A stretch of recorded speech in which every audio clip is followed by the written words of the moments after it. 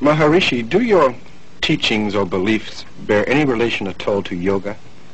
Oh yes, of course. Essentially it is yoga. No?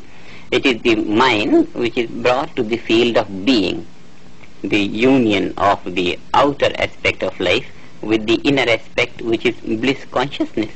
So it is yoga, but yoga has many, many aspects to it. Mm-hmm. And that is why I don't name it as yoga, because yoga is very much misunderstood in the West. By yoga people think some exercises, some standing on the head. Mm-hmm. But it is a very higher aspect of yoga which directly deals with the mind and its union with the inner divine nature. And yet you say that you can teach people your method of meditation in just a few moments, just a few minutes. Right. That is the speciality of the message of the International Meditation Society which I have formed. It's very easy because the inner aspects of life are more charming. Bliss consciousness lies within. And the mind is naturally directed to the field of greater happiness.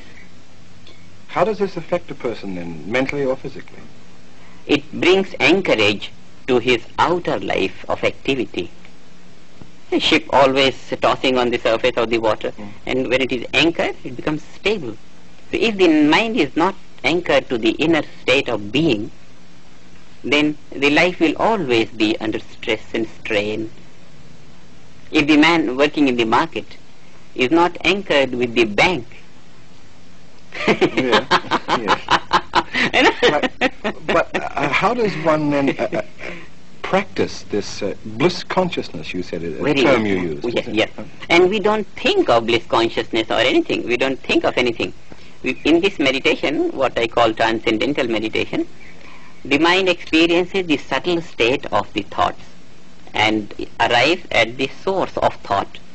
This source of thought is the field of being. And experiencing this being, the mind gets in tune with infinite source of energy and intelligence.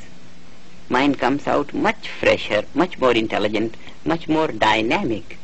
This sounds like a method of self-hypnosis to induce relaxation. No, far from it.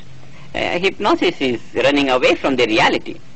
A man is not sleeping and he thinks he is sleeping, So it's running away from the reality. In this meditation, we don't pose any unnatural situation.